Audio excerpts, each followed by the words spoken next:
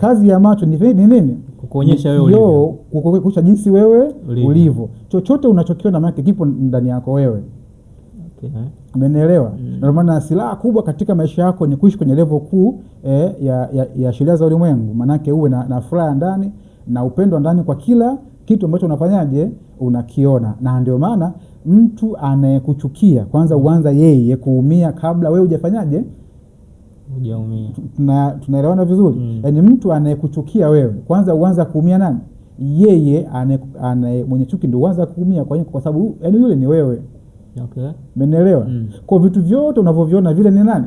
Ni mimi. Ni wewe. Yeyote unayemuona kwenye maisha yako ambaye umekutana naye, huyo ni nani? Ni mimi. Ni wewe. Ukitaka ubatike na uishi maisha ya level juu, maana yake una wajibu gani? Wa kupenda. Unapompenda mtu maana yake umejipenda wewe mwenyewe. Sasa hii ni nini? Hii sasa ndio level ya ufahamu. Okay. Sisi mnaelewa? Hii ndio level ya ufahamu. Kwa ukijua haya kwa mujibu wa sheria za ulimwengu, maana yake kwenye ulimwengu huu utaishi kwa level kubwa sana ya nuru kuu na ufahamu mkuu. Lakini usipoyajua haya maana yake utaishi kwa level ya juu sana ya maumivu, hofu, wasiwasi, kero, kiburi na jeuri, ambao ni level ya chini sana katika sheria za ulimwengu. Sisi mnaelewa? Sisi hatubagui. Sisi hatuna separation. Sisi hatuna utofauti. Umeelewa? Utofauti umekuja kwa sababu tu za watu wengine wametu walete. Sisi tukote. Yaani sisi hatuna utofauti kati ya mimi na wewe. Huyu na huyu. Sisi tunaamini katika umoja. Okay. Kwamba kila kitu ni kitu kimoja. Kitu kimoja. Na ndio maana nimeongea sana hii sehemu kwa sababu naona watu wengi sana hii sehemu ndio inayowaumiza. Sisi tukote. Kwa labda tu kwa kumalizia kwamba ili uweze kuishi maisha ya amani ya ndani, furaha ya ndani na upendo wa ndani katika ulimwengu huu, anza kujipenda wewe kwa kupenda watu wote unakutana nao, rafiki zako wote unakutana nao, ndugu zako wote unakutana nao, jamaa wote unaokutana nao, miti yote unayoiona, ndege wote unaowaona, mimea yote unayoiona, plus wanyama wote unaowaona. Kwa nini? Kwa sababu hao wote ni nani? Ni wewe. Okay. Kwa ukiwapenda hao umejipenda wewe mwenyewe. Okay. Kwa cha kwanza ili saa upendo maana inabidi ufanyaje? Ujipende wewe. Kujipenda wewe morashi hatumaanishi kwamba uoge. Si upake mafuta vizuri. Unukia, hapana. Maana yake kujipenda wewe ni kwanza kumpenda mtu unayemwona. Maana ni nani yule? Ndio wewe yule. Kwa ukimpenda maana umejipenda wewe mwenyewe. Hii ndio level kuu ya ufahamu katika sheria za ulimwengu. Ndio, karibu sana. Okay. Kuna kwenye issue ya upendo. Hapo umezungumzia kwamba kujipenda sio tu kuoga, kuvaa vizuri na vitu kama hivyo. Sawa? Lakini mara nyingi tafsiri ya kujipenda ndio hivyo, wanasema jipende, nukia, pendeza na nini. Lakini kwenye namna ya kumpenda mwingine sasa. Sawa? Tukiachana tafsiri ya kujipenda mimi, naweza nikasema kupendeza na kunukia. Kumpenda mwingine. Ili sasa hii tafsiriwe kwamba huyu nampenda, ama huu mmea na upenda, ama huyu mnyama nampenda. Ni viashiria gani ambavyo natakiwa kuvionyesha kwamba kweli hapa huyu anapenda? Kabisa. Umeelewa? Kumpenda mtu, kupenda mimea, kupenda wanyama, kupenda wadudu, na labda unapima kwa viashiria gani? Ndio maana swali, si ndio? Ni pale unapoondoa level zote za energy ya chini kwa hivyo viumbe, kwa wanyama, kwa au ndege, kwa binadamu, sisi tukote. Kwa mfano mmea unakosa maji, maana yake unakuwa katika level ya chini sana ya energy. Umeelewa sio vizuri? Ambako ukiacha mwisho siku unaweza ukafa. Kwa unapokwenda kumwagilia, maana yake kumbuka unajimwagilia wewe mwenyewe. Sisi tukote. Manake umeusaidia ule mmea, manake umejisaidia wewe mwenyewe. Unaanza yani maisha yanakuwa ni mazuri, manake unaanza kupata rutuba. Ndio manake. Kwa viashiria vya kusema napenda kitu fulani ni pale unapokwenda kuondoa changamoto zake, ama ndio kwa maana ya energy za chini. Umeelewa sio vizuri? Kwa mfano kwa level ya binadamu, si ndio? Tukisema maumivu labda pengine kwa maana ya ugonjwa, sisi tukote. Labda pengine binadamu anaumwa, binadamu ana changamoto fulani. Kwa unapokwenda kumtibu ile binadamu, kumbuka unajitibu wewe mwenyewe. Kumbuka yule mgonjwa na wewe ni kitu kimoja pale tu unajitazama wewe jinsi unavyoumwa. Kazi ya macho ni kukuonyesha wewe ni nani. Kwa pale unajiona wewe unavyoumwa. Kwa unapoenda kumuona mgonjwa, kumbuka unajiona wewe mwenyewe. Kwa unapoanza kumtibu, maana yake ndo unaonesha upendo pale. Maana unamuondolea maumivu, unamuondolea kero, unamuondolea tabu, unamuondolea wasiwasi ambao hivi ni energy za chini. Kwa ukifanikiwa kuondoa hivi vitu kwa mgonjwa, maana yake hii ndio ishara kubwa ya nini? Ya upendo wa ndani ambao baadaye hutomdai kitu. Okay. Naeleweka? Upendo maana yake si kwamba umtibu mtu baadaye umdai kitu, hapana. Unafanya kwa sababu, kwa nini unafanya? Kwa sababu yule ni nani? Yule ni wewe. Kwa unajitibu wewe. Labda pengine kwa ndege hivyo hivyo. Tunaelewana vizuri. Pengine kuna nani, labda kuna shida ya maji kwa ndege, kuna uhaba wa chakula kwa ndege. Unaweza tukwenda ukapeleka labda pengine mtama, pengine mchele, mahindi na hiyo yote ya msingi, si ndio? Ukamwaga pembeni pale, kuku akiwa anakula, maana ndio umeweka nini? Upendo. Kumbuka wale kuku na wewe mna ufahamu mmoja. Pale unajipenda wewe. Kwa katika maisha yako hutokosa chakula, kwa sababu tayari unajilisha wewe kila siku kupitia nani? Kupitia ndege, kupitia miti na kupitia binadamu wengine na wanyama wengine. Kwa ishara kwamba unampenda mtu Morash ni pale ambapo unamuondolea changamoto zake za kwenye energy ya chini. Kwa mfano kero, mtu ana kiburi, mwenye kiburi kumpenda maana yake ni kumtolea nini? Ile kiburi. Mtu ana jeuri, maana yake tukisema unampenda maana yake unafanyaje? Unaondoa ile jeuri yake, na unapoondoa ile jeuri yake maana yake umeondoa jeuri ya nani? Ya kwangu mimi, ya kwako wewe. Kwa maana yake njia rahisi ya wewe kutoa jeuri zako maana ni kutoa jeuri ya mtu mwingine. Njia ya rahisi yani ya wewe kuwa na furaha maana ni kufanya mtu mwingine awe na nini? Na furaha. Maana yule ni nani? Ni mimi. Yule ni wewe. Ndio njia kubwa zimekaa namna hiyo. Okay.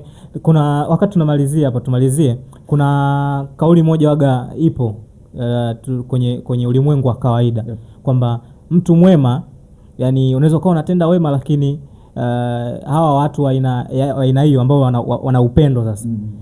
Kuna kauli kwamba waga wadumu, yani wale waga wanapasi tu haraka, wengine kwamba yani hivyo kuna kauli kama hizo, yani kwamba waga waishi wale, au kwamba malipo yake yeye anakuaga sijui, yani wanakuaga ule moyo tena wa kuwa na huruma ama kusaidia ama upendo. Watu wanakuaga wanaishiwaga nao kutokana na zile kwamba watu hawana fadhila, watu kwamba hawana tena zile sijui nini, au watu wanalizia kwamba waga wanawahi kufa, yani watu wema wanakufa haraka.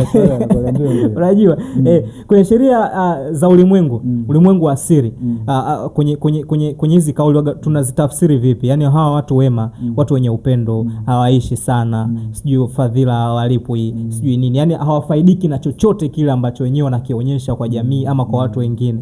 Hii tunaiwekaje? Okay, sasa kwanza nianze kwenye kufa, baadaye nije kwenye fadhila, si ndio? Maana hapo kuna hoja za msingi mbili, kwamba wanakufa haraka na wengine ushakutana nazo, lakini sawa kwenye ulimwengu wa kawaida ambao ni hatari sana kuishi huku. Na wengine wanasema unaweza ukafanya wema alafu usipate kile ambacho yani hamna unachovuna, ndio. Tuanze kwenye kufa.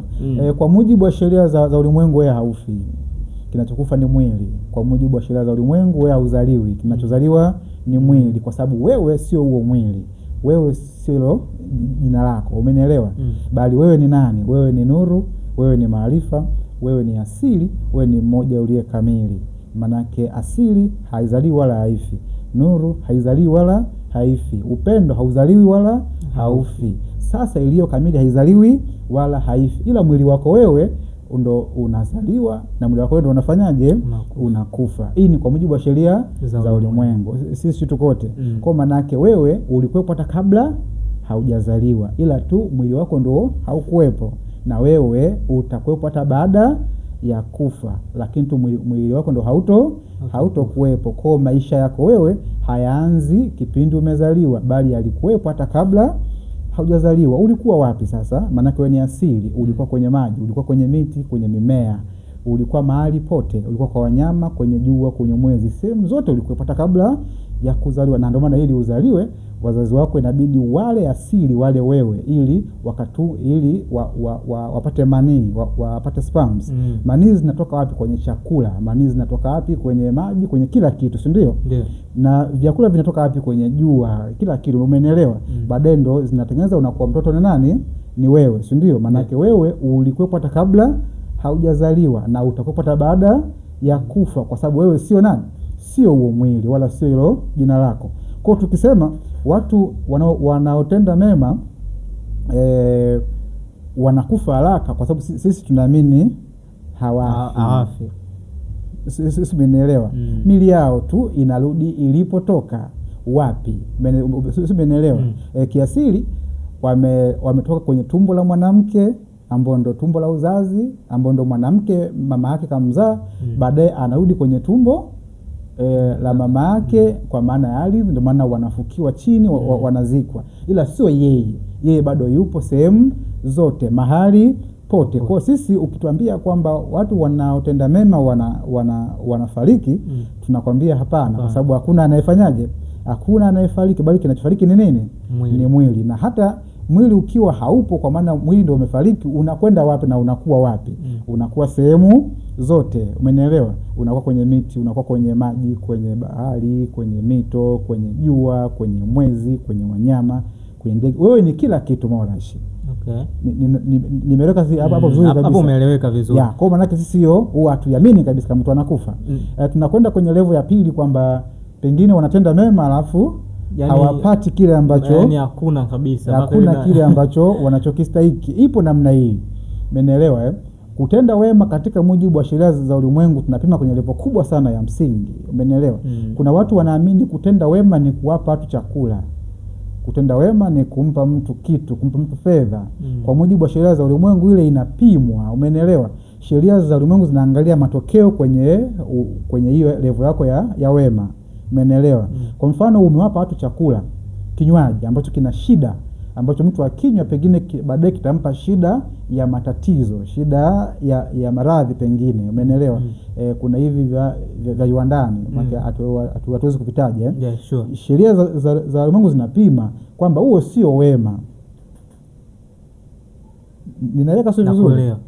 Unapokusanya watu na kuwapa chakula, pengine wali, sui, chips, kwa sheria za ulimwengu huo sio kwa sababu inapimwa matokeo. Vipi kama usingewapa, maana yake wasingekula? Ninaeleka vizuri sivyo?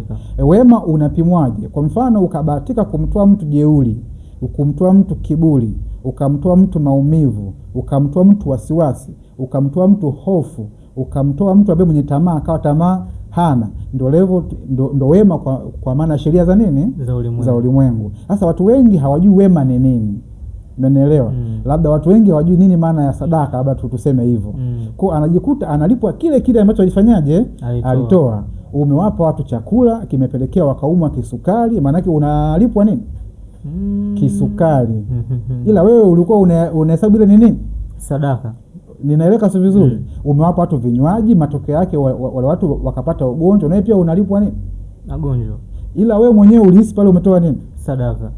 Ninaeleka vizuri. Sheria za ulimwengu zinapima matokeo ya kile ambacho umefanyaje? Umekitoa. Kinakwenda kuzalisha kitu gani kwa yule mtu uliyempa? Okay. Ninaeleweka. Kwa kumbe watu wengi huwa wanalipwa walichokitoa. Ila yeye anahisi hakufanyaje? Hakulipa, kwa sababu tayari yeye anaamini katika akili zake, anaamini katika mawazo yake, hisia zake na mitazamo yake kwamba nimefanya hili, huu ni wema. Kumbe kwa mujibu wa sheria za ulimwengu ule sio nini? Sio wema, kwamba umezalisha shida pale, labda kero na nini na matatizo. Kwa kila mtu analipwa kile ambacho yafanyaje? Amekitoa, lakini kwa matokeo. Labda nitoe mfano wa kifedha, si ndio? Wewe hapo una shilingi milioni 2. Alafu nakupa shilingi 3,000. Unadhani ulimwengu unanilipaje mimi? Ambaye nimekupa wewe shilingi 3,000. Unaangalia matokeo wa wewe uliyepokea ile hela yangu uliipokeaje? Ninaeleweka? Ndio. Moja. Pili, wewe hauna sikio kwamba kabisa yani level ya kula, yani haujui utakula nini. Ndio. Nikatokea nimekunulia miogo hii 5 na nikakupa na maji safi ukanywa. Maana yake nini pale kinaenda kutokea? Maana yake ulimwengu tunaangalia matokeo. Maana yake ni matokeo makubwa sana ambao wewe yani ambapo utapokea kile chakula maana ni level kubwa sana ya msingi si tukote. Kwa kutoa kwa maana ya wema, kwa maana ya sadaka, pia huwa tunaangalia matokeo ya mpokeaji. Usingetoa nini kingetokea? Na huwa unalipwa kwa level kubwa sana ya msingi. Kalazwa mgonjwa, hana huduma ya mtu wa kumtibu, unatoka wewe unaenda kufanyaje? Kumtibu kwa shilingi 20,000 tu na anapona. Manake pale unalipwa nini na ulimwengu? Maana umeokoa uhai wa mtu. Manake hutulipwa 20,000, si ndio? Utalipwa matokeo ya kile ambacho umefanyaje? Ndio maana ya kutoa. Sasa watu wengi wanaamini wametenda wema, lakini sio nini? Sio wema, manake wamefanya vice versa. Ndio mwisho siku wanalipwa, wanahisi kwamba sasa mbona nimefanya mema afu nimelipwa vibaya. Umefanya ubaya ndio maana umelipwa nini? Ubaya. Ndio level kubwa ya nini inaitwa hiyo? Level kubwa ya ufahamu. Sasa watu wengi ufahamu huu umekuwa ni shida kidogo, maana wamekuwa mambo hawayafahamu. Ndio iko namna hiyo. Okay. Tumalizie hapo ili swali. Ni kweli watu wanaotenda wema miili yao inapotea kama ulivyosema, umesema hawafi, wanaendelea kuishi, la miili yao ndo inakufa. Ni kweli watu wema wanapotea haraka? Sawa. Ni kweli. Nasema tena, mwili ndio unaofanyaje? Unapotea. Ndio unaokufa. Ila mwili ndio unaozaliwa. Wewe bado upo, ulikuwepo na utaendelea kuwepo siku zote. Kumbuka wewe sio mwili, wewe sio jina. Sasa iko hivi, uwe mwema, uwe mbaya, yani maana uwe na energy ya juu au energy ya chini. Mwili wako utazaliwa, mwili wako utakufa. Lakini changamoto kubwa ya msingi itakuwa ni moja tu. Mwili bado tu utaendelea kuwa na changamoto hizo. Nataka nikupe leo mfano, si ndio? Kwani tuna miti ambayo ina shida. Hivyo. Tuna wanyama ambao wana shida. Tuna mimea ambayo ina shida. Manake hii imetoka wapi? Kukumbuka sisi ni level moja ya msingi, si ndio? Sasa unapokuwa una shida, unapokuwa una changamoto, mwili wako ukifariki, maana yake ule mwili ukizikwa pale, maana yake unakuwa sehemu zote. Nataka wewe nikwambie kuna watu wanaamini kwenye mizimu. Sure. Si ndio? Kwani mizimu ni nini? Viumbe. Mizimu ipo namna hii. Mizimu ni mtu aliyekufa, hana mwili, ndio mzimu kwa lugha ya Kiafrika. Ninaeleweka? Mtu aliyefanyaje? Ule mwili hana mwili, bali yupo katika hali ya energy tu. Ndio nini inaitwa ile? Mzimu. Ndio mzimu. Kwa ukisikia mzimu yake ni mtu aliyefanyaje? Aliyekufa. Akiwa hana nini?